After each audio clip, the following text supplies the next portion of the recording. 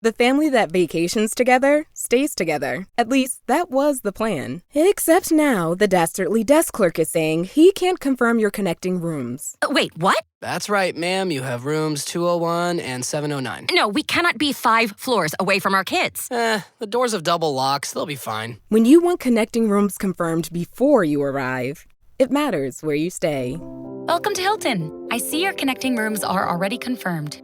Hilton, for the stay. Wish you could become a morning person? You know the type, up before the sun, early morning runs, first one to the office with donuts and a smile. How do they do it? Easy. With the new Galaxy Watch 8, sleep tracking and personalized insights from Samsung Health help you improve so you can wake up to a whole new you. One who, dare I say it, skips the snooze? It's possible. Train your sleep with Galaxy Watch 8. Learn more at Samsung.com. Requires compatible Samsung Galaxy phone, Samsung Health app, and Samsung account. This is a Rogue Media Network podcast.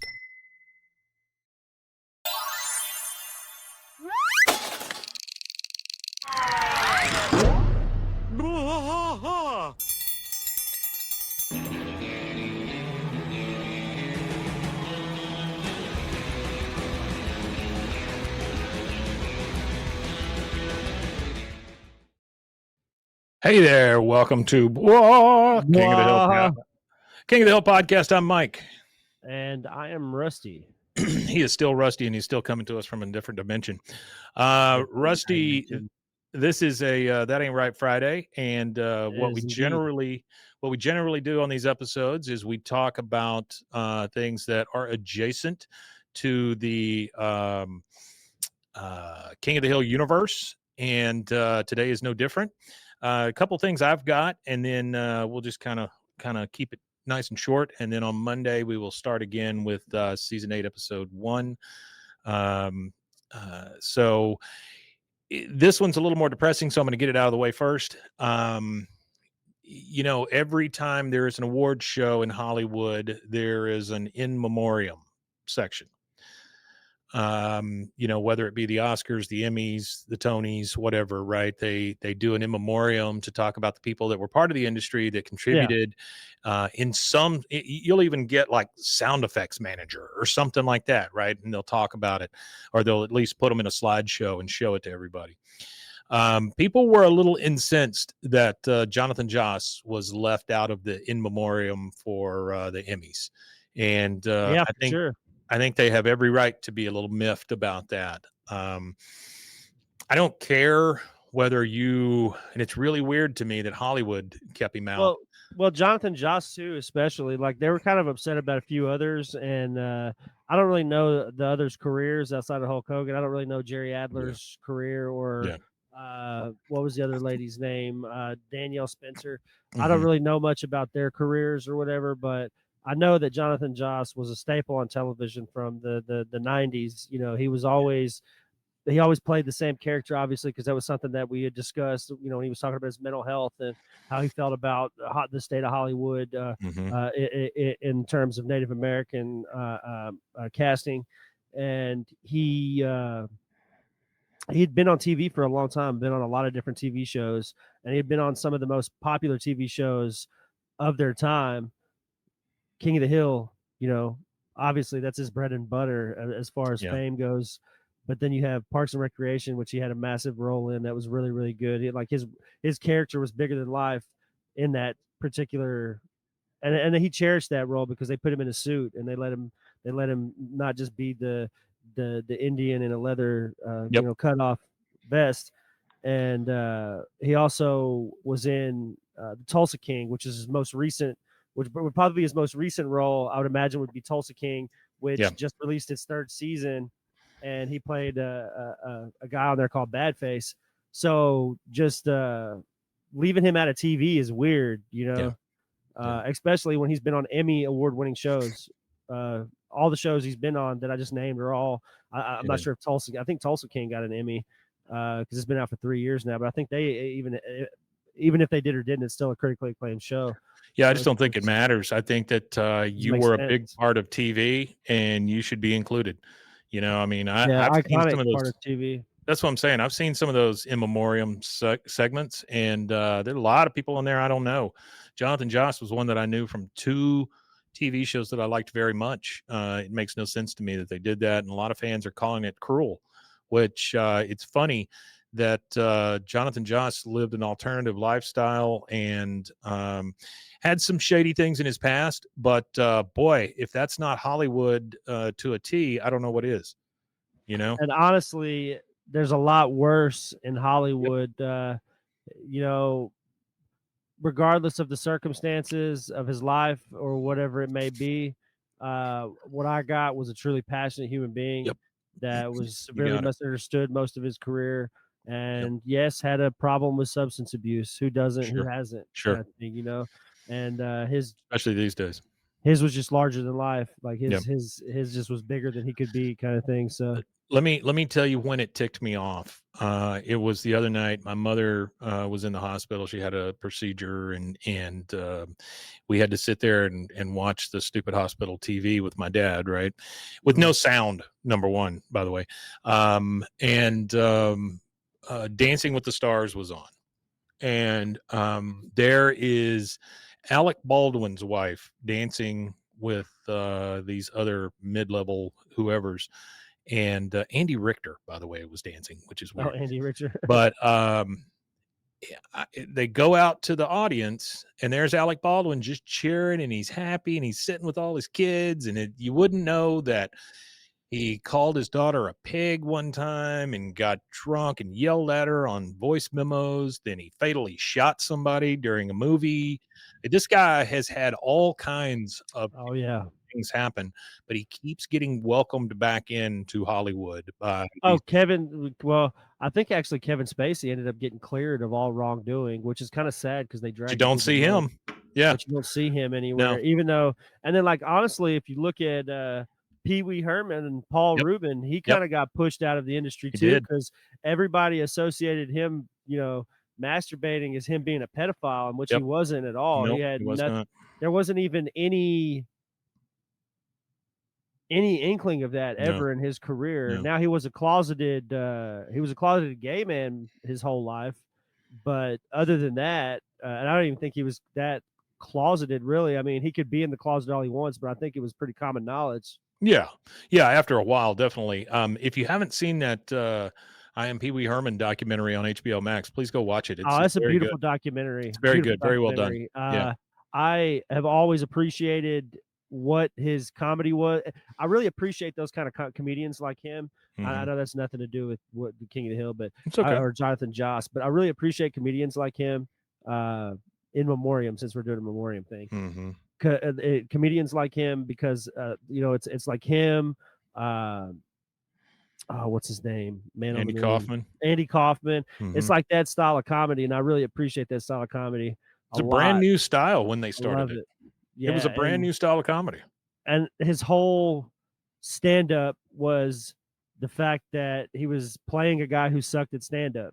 Yeah, that's right. so genius because you So can stand up there and bomb, but that's the point. That's what that's the whole, like, you've got to be so funny that it transcends like what traditional stand-up comedy is. Traditional stand-up comedy is standing there and having a good set, and his whole goal was to stand up there and have a bad set.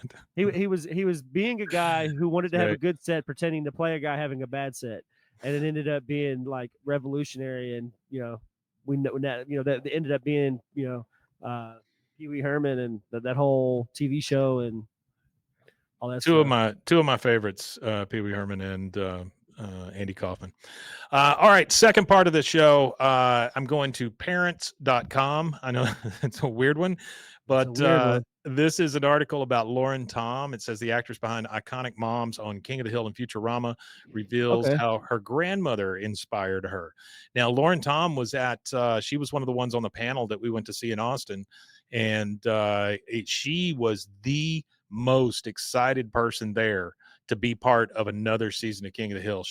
It was so very that endearing. was there for sure. Yeah, I thought it was cute how they talked about Pat Najimy and how that she was anytime she saw any inkling of anything about King of the Hill throughout the years, she would always send it to everybody like, are we coming back? Are we coming back? Are we coming back? Which I love that enthusiasm, because that shows that show was more than just regular TV, and that's what I felt from them on the stage. To be honest with you, is like it feels like it's more than just a regular thrown together show. Like everybody seems emotionally tied to it in a way that, because you got to think about it. 13 years they did it for, and there's been this huge gap of time, and for some of them, that's some of the most popular.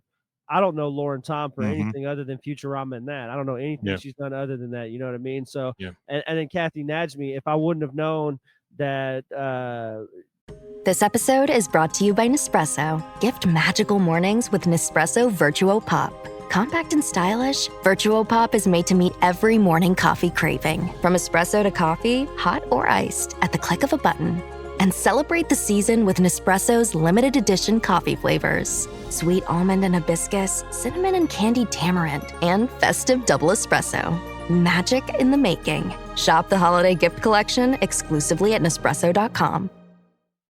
No one should have to choose between their own safety and their pets. But nearly half of domestic abuse survivors delay leaving because they can't bring their pets with them. Purina is helping to create more pet-friendly domestic violence shelters through the Purple Leash Project, so survivors and their pets can escape and heal together. Visit Purina.com/purple to learn more. If I wouldn't have known what she looked like just based on her name, I wouldn't think nothing about, if I wouldn't know anything about her, you would just think Kathy Najimy, King of the Hill, because she's on every episode, So I don't know. That was a fun time. But it says that she was, if you might know her from the Disney Channel show Andy Mack. I don't even remember that show, or the movie Joy Luck Club. I didn't realize she was in that. So that goes to your point. But she played both Connie and Min on King of the Hill. She says that the new season is exploring Connie's rebellious phase. Connie's parents keep a notoriously strict leash on her. A central part of the plot line of the show is their disapproval of her relationship with Bobby. But in the reboot, Connie is off to college and exploring her more rebellious side. In one notable episode from earlier this summer, Connie tells Bobby that she's practicing what she calls ethical non-monogamy. I absolutely was overjoyed to see that Connie had stepped into being able to find her voice more and be able to just speak up to her mom. She said she tapped into her own background to highlight cultural nuances in the characters' relationships. Part of Connie's character growth stems from the fact that over the years, Tom has created a complex mother-daughter relationship between Connie and Min, one that's partially based on her life. Let's say that I had tiger parents, and there's good and bad in that, says Tom, who is Chinese. A lot of times, immigrants will have very, very high expectations for their children, which actually can turn out to be good because it pushes them to strive to meet their parents' expectations. Now, some viewers may not necessarily understand some of the cultural nuances behind Connie's parents' belief that her daughter can do better than she's supposedly low-achieving Bobby Hill. But the challenges of maintaining a healthy relationship with a mother who has been demanding and harsh in the past, well, that's relatable to many, many people. She says, I think it's just a matter of finding a happy medium. Tom says a parenting in men's style, which the show makes clear is based on love, but still holds Connie to a high level. They certainly did that. You're going to push your child away by giving them the message they're not loved unconditionally and that they're only loved if they perform a certain way. It's dramatic that Tom herself is familiar. It's a dynamic that Tom herself is familiar with and one she drew on to create the characters of Connie and Min. I think that's a really cool. Now it's a long article. If you want to go over to parents.com and search for Lauren Tom, you'll find that article. It's a good, it's a nice, what it felt like to me is an article you read on a plane, like in one of those magazines, but it is parents.com. So it's very easy to read. But it's cool to see. I don't know that I've ever seen an article on that woman. And to be honest with you, I did not recognize her when she came out on stage. I just know her by the voices. Yeah, I didn't at all. Yeah, I just know her by her voices. That's probably the first time that I've actually seen her face. Yeah. Yeah. And I love seeing this background on these characters. I would love to see more on Toby Huss and how he grew up and where he came from and things like that, because I know that dude has been involved in a lot of stuff. I'm trying to get into his ear on social media. I've been. Oh my God, you get Toby Huss on here, I'll kiss your bare naked feet. Yeah, please don't. But I'm trying. Yeah, you don't have just an offer, Rusty. Just an offer. Yeah. I'm okay on that. Maybe Artie. Maybe I'll let Artie kiss him. Sure.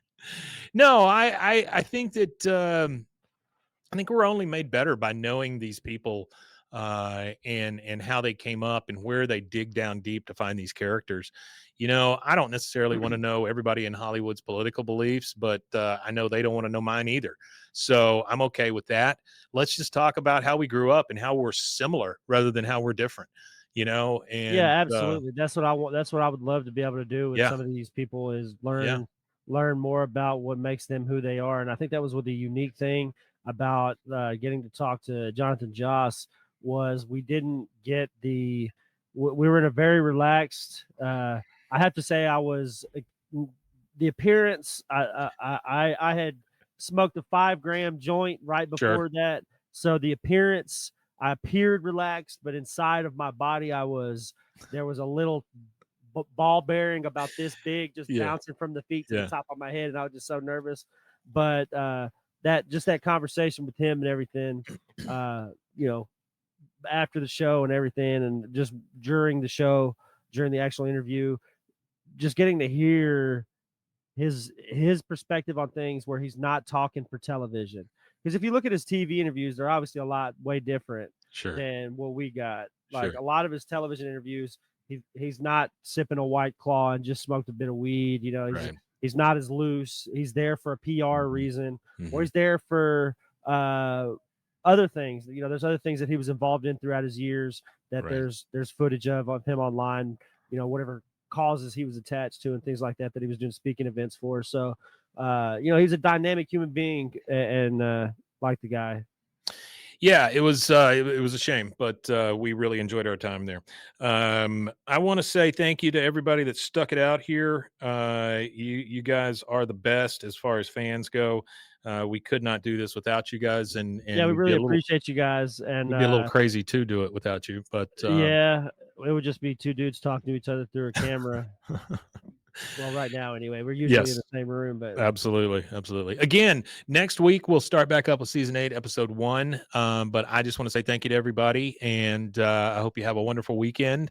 And let's get the plane ready to land for season 15. Also, and the plan that I have come up with for yeah, stickers is once you get that box of stickers or whatever it is, or however many sent you're to Artie. shipping to Artie, Yeah, I will make an announcement here on the cool. channel. I'll tell everybody. Artie will post on Facebook. Yeah. All you have to do is put a Reach out. put like a 1 or whatever in the comments, Yeah. and then we'll reach out and get the addresses for each individual. Cool. And then work that out, and then I'll try to dig up the ones. I still have the addresses. I just have to access them.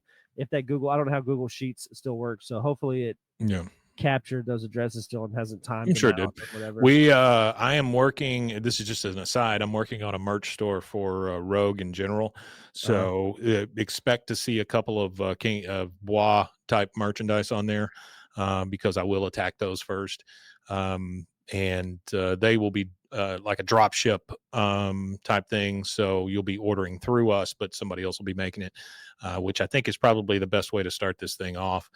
But we'll come up with a couple of things. I know that Rusty and I both wanted to get into shirts that kind of reference stuff that we said during the show, or different things. Like, we're not going to put out "That's My Purse" merchandise. We'll put out something. We can't do anything like that. No, we'll put out something really, really niche and just different stuff. Yeah.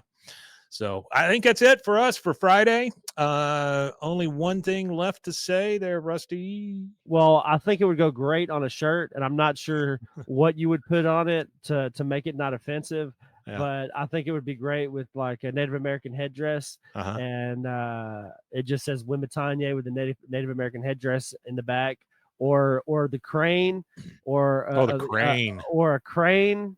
And like a crane, and then like a feather or something, and then like Wimitanye somewhere on there with the crane from the. We'd have to find out exactly the Texas crane that is, and get a good image of it or whatever. Find a usable image, but to tie it all in and wrap it all up, I think we need to get Wimitanye tattooed. I have talked to Scuba Belly about tattoos, and Scuba Belly said that he is willing and wants to participate. So I'm willing to do it. That's fine. I just gotta do the logistics with him and figure out what that's going to entail. So just let him know we'll be filming it.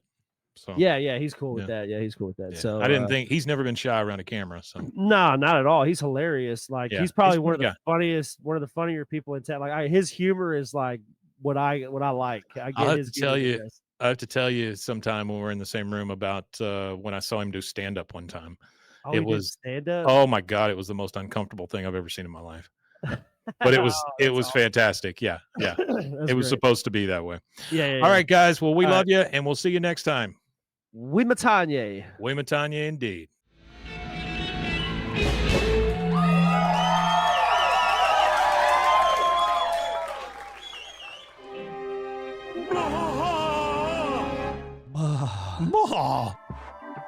This has been a Rogue Media Network production.